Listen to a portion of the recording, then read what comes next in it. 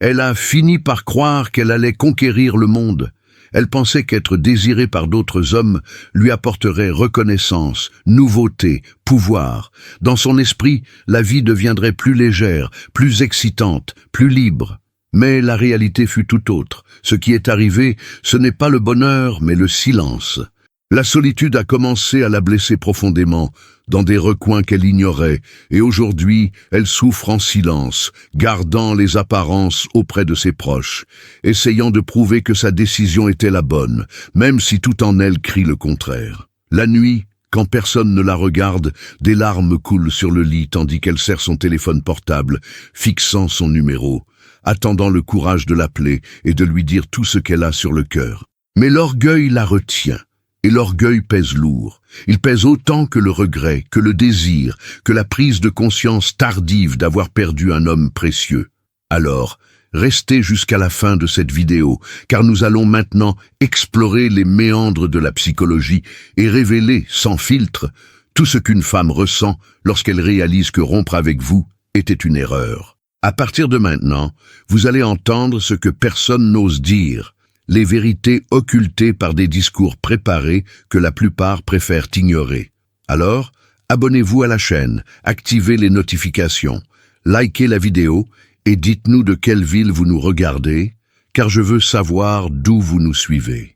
Beaucoup de femmes craignent qu'une chaîne comme la nôtre atteigne 100 000 abonnés, car elles savent que plus les hommes prennent conscience de la situation, moins la manipulation est efficace.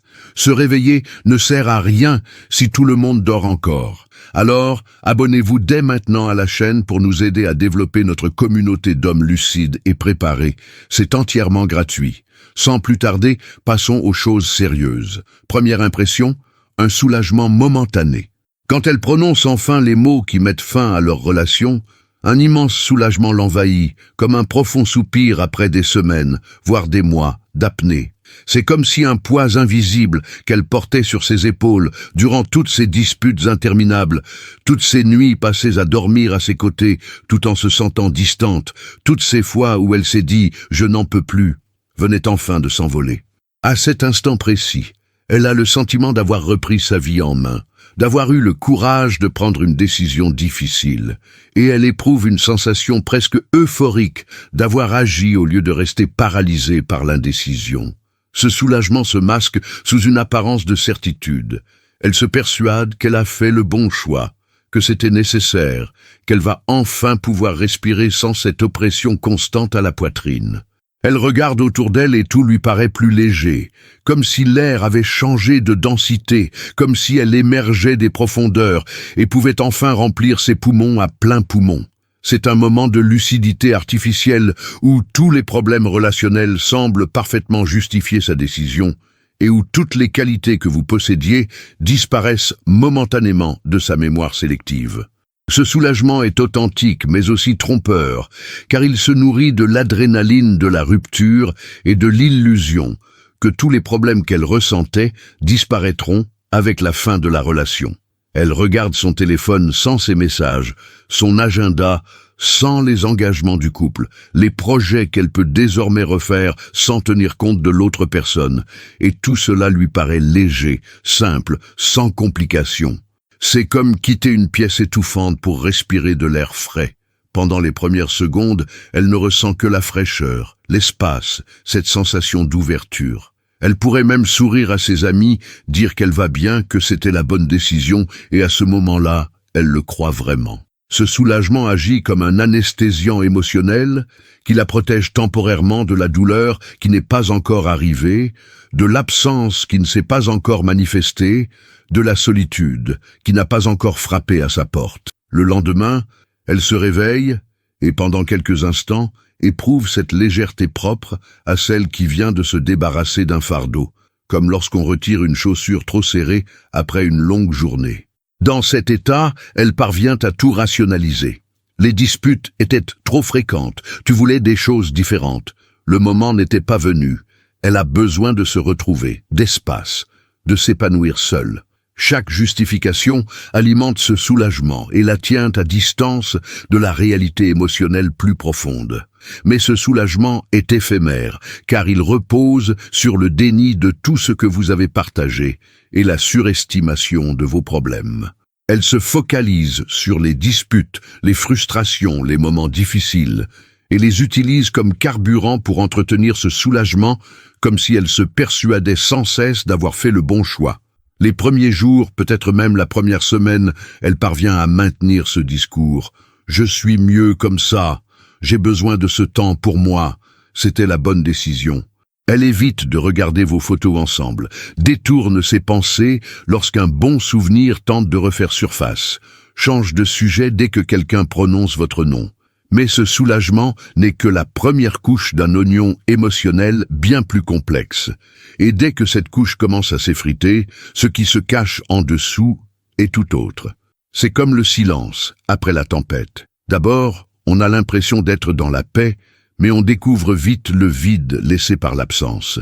Le soulagement momentané est bien réel, mais il marque aussi le prélude à un parcours émotionnel qu'elle n'imagine pas encore devoir entreprendre, le premier acte d'une pièce qui, pensait-elle, s'achèverait là, mais qui ne fait en réalité que commencer. Cette sensation est comme une drogue à l'action rapide et éphémère, intense, convaincante, mais incapable de maintenir la réalité bien longtemps. Deuxième sentiment, une fausse impression de liberté. Juste après le soulagement initial, elle est envahie par une sensation de liberté enivrante qui semble justifier pleinement sa décision de rompre. Soudain, elle n'a plus besoin de se justifier, de négocier son emploi du temps, ni de tenir compte des sentiments ou des préférences de l'autre avant de prendre une décision concernant sa propre vie. Elle peut sortir avec ses amis sans prévenir personne, répondre ou non aux messages de qui bon lui semble sans se sentir observée ou sous pression. Elle peut même télécharger des applications de rencontres juste pour avoir l'impression d'avoir le choix, d'être désirée, que le monde s'offre à elle. Cette liberté lui paraît merveilleuse, car elle contraste avec le sentiment d'emprisonnement qu'elle associait à la relation, même si, objectivement, vous n'avez jamais été contrôlant ni possessif, elle transforme dans son esprit tout engagement ou toute considération qu'elle avait pour vous en une prison dont elle est désormais libre. Elle se couche tard, se réveille à l'heure qui lui plaît, improvise des sorties, accepte des invitations qu'elle aurait refusées auparavant, le tout accompagné d'un monologue intérieur qui lui dit « Regarde tout ce que je ratais, regarde tout ce que je peux faire maintenant ». C'est comme si elle avait retrouvé une part d'elle-même perdue, et cette reconnexion avec son autonomie est addictive et puissante les premiers jours. Ce sentiment de liberté est alimenté par une énergie presque frénétique de renouveau et de possibilité. Elle change de coiffure, s'achète de nouveaux vêtements, réorganise sa chambre, prévoit des voyages, reprend des loisirs qu'elle avait abandonnés, renoue avec des personnes dont elle s'était éloignée. Chacune de ces actions semble confirmer qu'elle a fait le bon choix, qu'elle étouffait dans cette relation et qu'elle peut enfin respirer et être elle-même. Ses amis confortent cette impression, la trouvant rayonnante, plus légère, redevenue celle qu'elle était avant, et elle interprète ses commentaires comme la preuve irréfutable que rompre était la bonne décision. Elle publie des photos joyeuses sur les réseaux sociaux, accepte des invitations à des fêtes et des événements mondains, flirte peut-être même avec d'autres personnes, juste pour sentir qu'elle a encore ce pouvoir, qu'elle est toujours capable d'attirer l'attention et de susciter l'intérêt.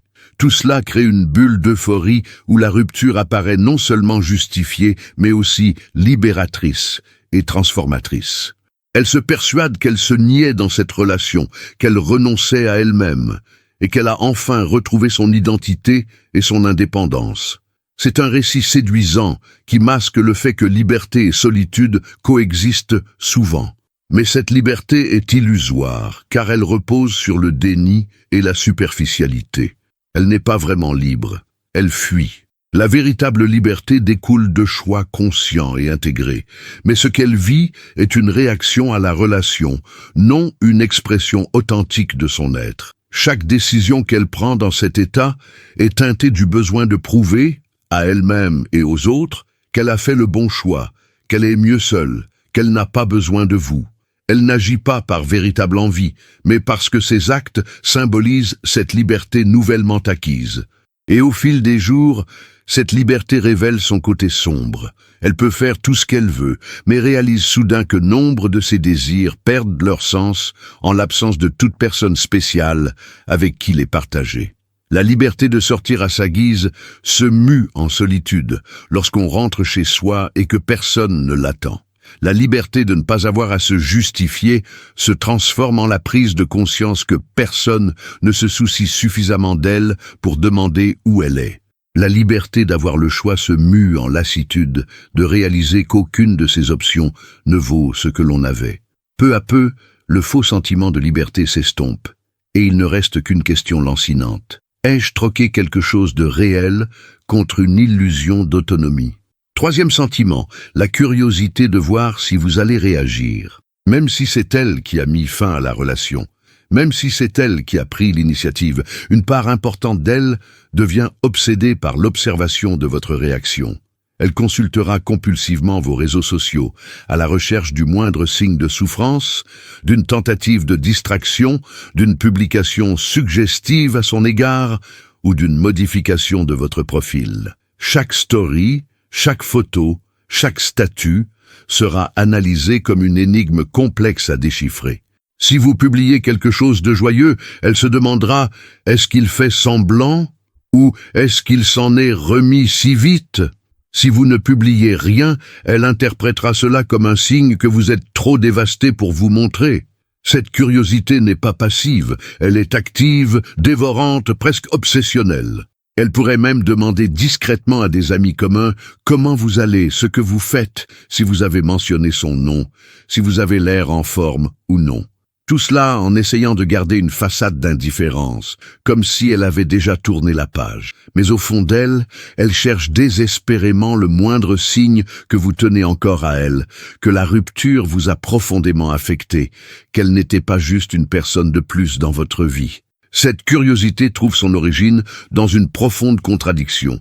Elle veut être sûre d'avoir fait le bon choix en mettant fin à la relation, mais en même temps, elle a besoin d'être rassurée sur votre souffrance, ce qui prouverait l'importance de votre relation et son caractère irremplaçable. C'est comme si elle avait besoin de preuves de son impact, de son empreinte, de l'importance que vous aviez eue l'un pour l'autre. Si vous réagissez avec désespoir, en insistant sur ces messages et en tentant une réconciliation, elle se sentira puissante mais aussi un peu étouffée, confortant ainsi votre décision de rompre, tout en se sentant secrètement importante et désirée.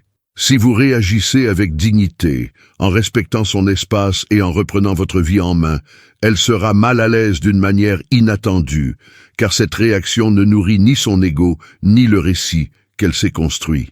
La réaction qu'elle redoute le plus, même si elle ne l'admettra jamais, c'est que vous acceptiez simplement la rupture avec maturité, et que vous continuiez à vivre votre vie sans drame, car cela la force à envisager la possibilité qu'elle n'ait peut-être pas été aussi essentielle qu'elle le pensait, ou que vous ayez une force émotionnelle qu'elle n'avait pas prise en compte, ou pire encore, que vous réalisiez avant elle que la rupture était une erreur. Cette curiosité se transforme en une sorte de surveillance émotionnelle, où elle épie le moindre de vos faits et gestes tout en feignant de ne rien faire.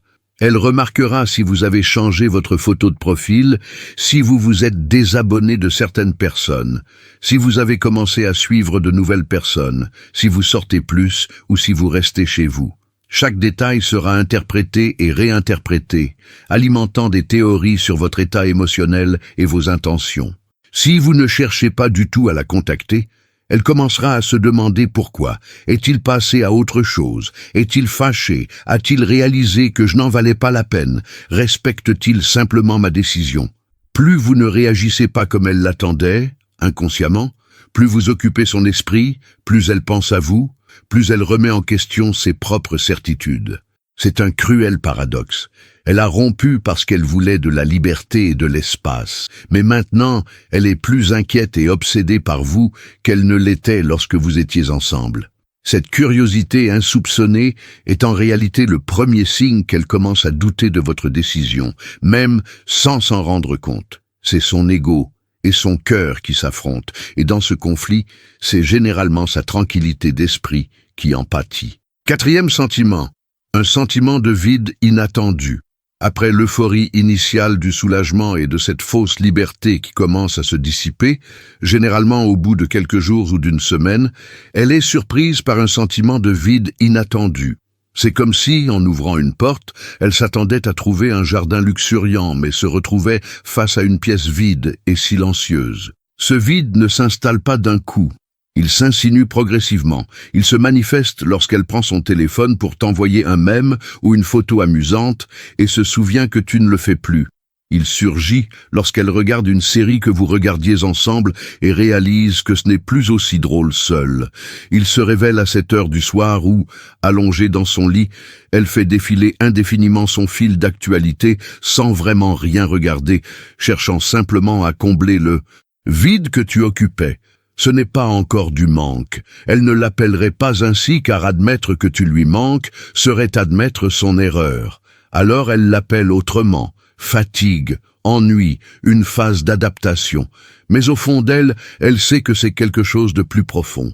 Une douleur sourde et persistante, comme un mal de dents qu'on peut ignorer le jour mais qui nous empêche de dormir la nuit. Ce vide se fait particulièrement sentir lors des moments routiniers que vous partagiez autrefois.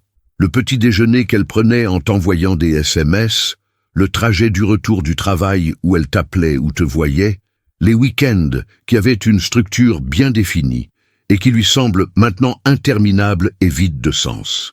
Elle essaie de combler ce vide par diverses activités. Elle sort avec des amis, regarde des films, lit, fait du sport, mais il y a toujours ce moment, à la fin de chaque activité, où elle se demande « Et maintenant ?» Ses amis sont formidables, mais ils ont leur propre vie, leur propre relation, et ne sont pas toujours disponibles quand elle a besoin de compagnie. Les loisirs sont agréables, mais ils ne remplacent pas l'intimité émotionnelle d'avoir quelqu'un qui connaît ses histoires, ses blagues privées, ses peurs et ses rêves. Elle commence à comprendre qu'il y a une différence entre être seule par choix, quand tu étais toujours là, une option possible, et être seule par la conséquence d'une décision qu'elle a prise. La première était la liberté, la seconde, l'isolement. Et cela l'effraie d'une manière inattendue, car elle s'attendait à ressentir un soulagement continu, voire croissant. Mais ce qu'elle ressent, c'est comme si elle avait perdu quelque chose d'innommable, quelque chose qui la dépasse en tant que personne. Le sentiment d'appartenir à une communauté, d'être profondément connue, d'avoir une place dans le monde où elle était toujours la bienvenue. Ce qui rend ce vide particulièrement troublant, c'est qu'il n'a pas de cause évidente qu'elle puisse résoudre. Ce n'est pas comme être triste à cause d'un problème précis qu'on pourrait régler. C'est une absence, un espace négatif qu'elle occupait et qui résonne désormais du silence de son manque. Elle tente de le rationaliser, se disant qu'il est normal de se sentir ainsi après une rupture, que tout le monde passe par cette phase d'adaptation, que ça ira mieux bientôt. Mais au fond d'elle, une question lancinante lui murmure « Et si ça ne s'arrange pas ?» Et si j'avais troqué quelque chose de solide et de réel contre ce vide? Elle n'est pas encore prête à répondre à cette question, alors elle la refoule et s'efforce de remplir ses journées de tout ce qui peut la distraire de ce sentiment. Mais le vide est patient et persistant. Il ne disparaît pas simplement parce qu'elle l'ignore. Chaque soir, elle passe ses soirées à faire défiler son téléphone sans but précis. Chaque week-end s'achève et elle réalise qu'elle a fait plein de choses sans s'y sentir vraiment connectée. Chaque fois qu'elle vit une expérience géniale et que son premier réflexe est de vouloir la partager avant de se rappeler qu'elle ne le peut plus. Tout cela alimente le vide, l'amplifie, jusqu'à ce qu'il devienne impossible à ignorer. Et c'est à ce moment-là qu'elle commence, très lentement, à se demander si la liberté qu'elle recherchait tant vaut le prix de cette solitude inattendue. Cinquième sentiment. Agacement de constater que tu ne me cours pas après. C'est peut-être le sentiment le plus révélateur et le plus contradictoire de tous. Elle a rompu avec toi. Elle a clairement fait comprendre qu'elle voulait prendre ses distances, qu'elle avait besoin d'espace, que la relation ne lui convenait plus. Mais maintenant, elle est sincèrement contrariée, frustrée, voire un peu indignée que tu ne fasses rien pour la reconquérir. Au fond d'elle, elle avait imaginé comment les choses devaient se passer, Elle romprait, tu serais dévasté, tu essaierais de la contacter à plusieurs reprises, tu lui enverrais des messages pour lui montrer combien elle te manque, peut-être même que tu lui apporterais des fleurs ou une lettre manuscrite. Et ensuite elle aurait le pouvoir de décider de donner ou non une seconde chance à votre relation. Mais tu ne suis pas ce scénario. Tu respectes sa décision, tu lui laisses l'espace qu'elle a demandé, tu vis ta vie dignement. Et cela, paradoxalement, la met très mal à l'aise. Comment peux-tu accepter la rupture aussi facilement? Comment peux-tu ne pas te battre pour elle? Comptait-elle si peu pour toi? Ces questions commencent à l'obséder bien plus qu'elle ne veut l'admettre. Elle consulte son téléphone des dizaines de fois par jour, espérant y trouver un message de votre part, une tentative de vous contacter, un signe que vous ne l'avez pas abandonné si facilement. Mais votre silence est assourdissant, et chaque jour qui passe sans que vous essayiez de la contacter est un coup dur pour son ego. Le malaise s'intensifie car il heurte de plein fouet l'image qu'elle a d'elle-même. Elle se voyait comme une personne spéciale, unique, irremplaçable, et le fait que vous ne cherchiez pas désespérément à la reconquérir contredit cette image. Elle commence à échafauder des théories. Peut-être ne l'avez-vous jamais vraiment aimé. Peut-être aviez-vous déjà quelqu'un d'autre en tête. Peut-être êtes-vous froid et insensible. Peut-être dissimulez-vous simplement très bien votre souffrance. Chaque théorie est une tentative pour protéger son ego de la possibilité la plus terrifiante, que vous ayez simplement respecté sa décision et que vous passiez à autre chose parce que vous faites preuve de maturité émotionnelle et d'amour-propre, des qualités qu'elle ne vous imaginait pas à ce point présentes. Cette pensée la perturbe profondément car elle la force à se regarder d'une manière inconfortable. C'est elle qui a mis fin à la relation, peut-être impulsivement, qui a manqué de patience pour résoudre les problèmes, qui a abandonné la première. Et maintenant, vous, en continuant simplement votre vie avec classe et dignité, inversez toute la dynamique de pouvoir qu'elle s'était imaginée. Elle pensait te tenir à sa merci, te faisant supplier pour une autre chance. Mais la réalité, c'est que tu vas bien, tout simplement. Du moins, c'est l'impression que tu donnes. Et ça la rend folle. Ce malaise se transforme en une obsession grandissante. Elle se surprend à consulter compulsivement vos réseaux sociaux, à demander à des amis communs si vous avez mentionné son nom, à analyser chaque détail pour tenter de déceler si vous souffrez en silence, ou si vous avez vraiment tourné la page. Plus vous tardez à faire le moindre pas vers elle, plus elle remet en question sa propre décision. N'étais-je qu'une conquête de plus pour lui? N'étais-je pas aussi importante que je le pensais? Comment peut-il simplement accepter cela et passer à autre chose? Ce qu'elle ne comprend pas, car elle est encore prisonnière de son ego blessé et de son tumulte émotionnel, c'est que votre absence de réaction désespérée ne signifie pas un manque de sensibilité. Cela signifie de la maturité, du respect pour sa décision et suffisamment d'amour-propre pour ne pas supplier quelqu'un qui a clairement dit ne pas vouloir rester. Mais elle l'interprète comme de l'indifférence, et cette interprétation la ronge de l'intérieur. Soudain, elle se retrouve dans la position de celle qui attend, qui réclame de l'attention, qui veut être courtisée, exactement le contraire de ce qu'elle imaginait lors de la rupture. Et ce malaise est en réalité la première étape de sa prise de conscience qu'elle a peut-être commis une erreur, même si elle est encore loin de l'admettre consciemment. Pour l'instant, elle sait seulement qu'elle est contrariée, voire irritée, par le fait que vous ne la courtisiez pas, sans réaliser que ce malaise en dit bien plus sur ses sentiments à votre égard qu'elle ne veut bien le reconnaître. 6e sentiment, la peur que tu passes à autre chose. Après quelques jours ou semaines à gérer le malaise de ne pas l'avoir courtisée, une peur bien plus profonde et viscérale s'installe.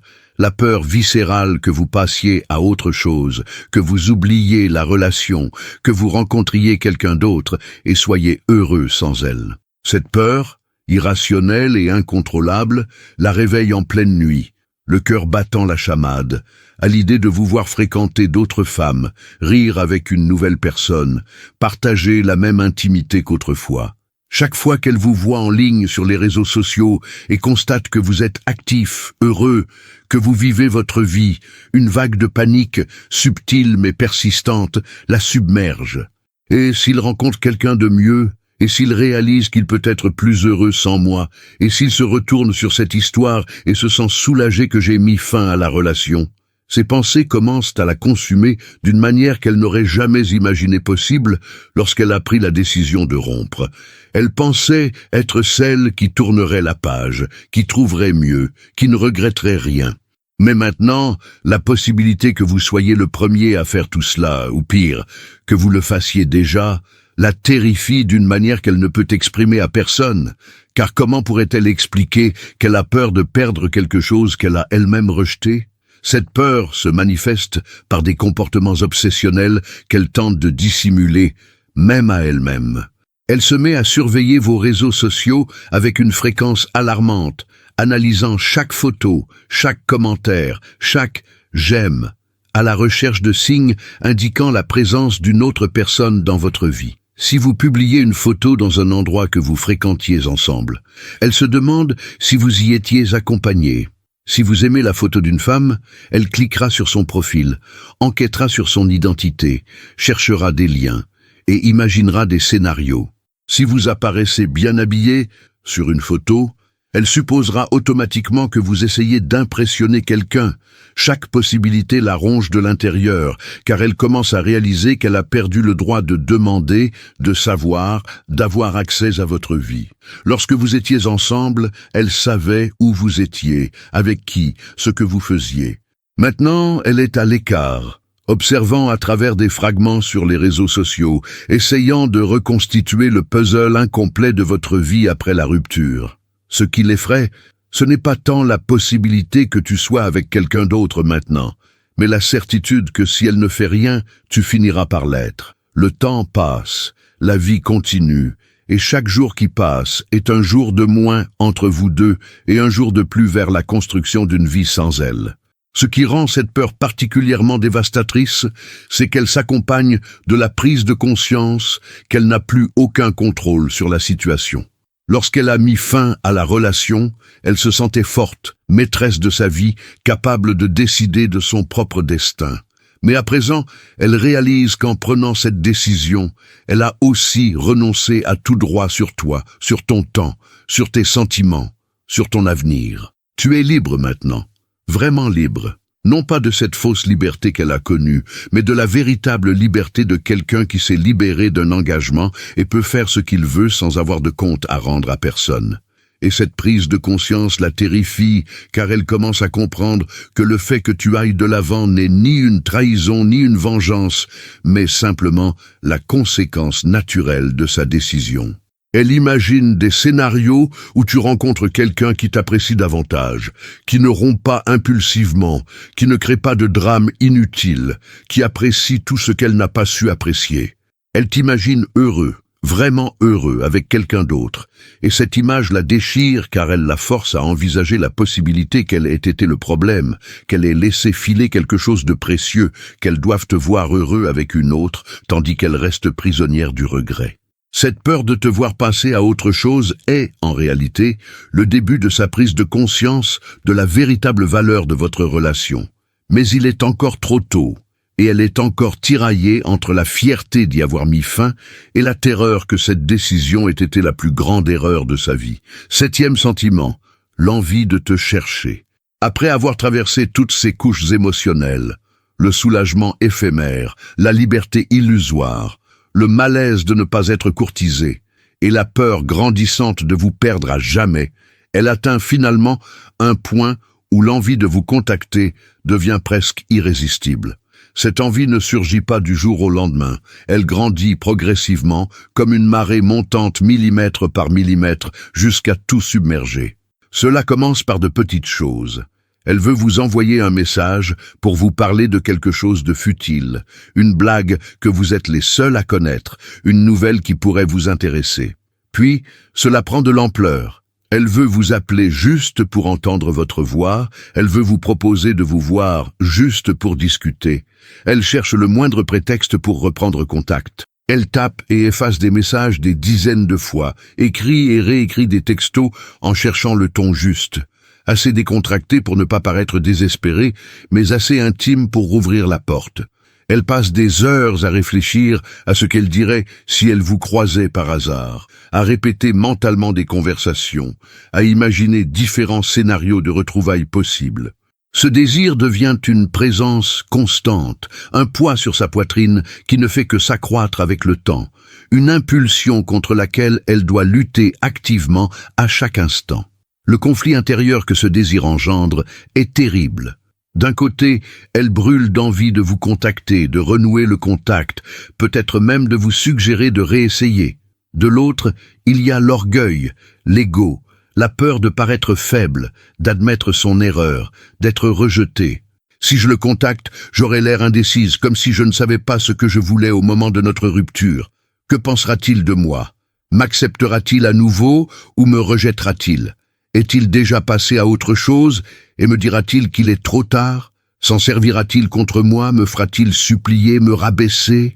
Ces pensées la paralysent, la plongeant dans une anxiété constante où elle oscille entre l'envie irrésistible de vous contacter et la terreur de franchir le pas. Elle scrute vos réseaux sociaux à la recherche de signes qui indiqueraient qu'elle serait bien accueillie si elle reprenait contact. Avez-vous l'air trop heureux? Trop triste? Avez-vous publié quelque chose qui pourrait être un indice subtil? Chaque détail est analysé, chaque possibilité envisagée. Elle pourrait même demander conseil à des amis proches, en présentant la situation de manière détournée pour obtenir la réponse qu'elle souhaite entendre. Tu crois que je devrais lui envoyer un message pour prendre de ses nouvelles? Et selon la réponse, elle suivra le conseil ou l'ignorera complètement. Car au fond, elle sait déjà ce qu'elle veut faire. Elle cherche simplement une validation ou une autorisation pour le faire. L'envie de vous contacter atteint son paroxysme lorsqu'elle réalise que le temps presse et que l'opportunité de renouer le contact s'amenuise. Plus le temps passe, plus il devient difficile de rétablir la connexion, plus l'idée d'envoyer ce premier message lui paraît étrange. Elle le ressent viscéralement. L'urgence d'agir avant qu'il ne soit trop tard, avant que vous ne passiez définitivement à autre chose, avant que le souvenir de vous deux ne s'estompe à jamais. Mais en même temps, cette urgence la paralyse encore davantage, car elle accroît les risques. Si elle vous contacte et que vous la repoussez, cela confirme définitivement qu'elle vous a perdu. Si elle ne vous contacte pas, elle peut au moins entretenir l'espoir qu'un jour, peut-être, les choses s'arrangeront. C'est un véritable supplice émotionnel, un entre-deux où elle oscille entre action et inaction, désirant ardemment faire quelque chose, mais trop effrayée par les conséquences. Finalement, souvent tard le soir, lorsqu'elle est la plus vulnérable et émotive, après quelques verres de vin ou après avoir vu quelque chose qui lui a rappelé vous, elle cède à l'impulsion. Le message peut sembler innocent, un simple « Salut, comment vas-tu ?» ou « J'ai vu ça et ça m'a fait penser à toi ». Mais derrière cette simplicité se cache un univers de sentiments inexprimés, de regrets inavoués, d'un désir ardent de remonter le temps et d'agir différemment.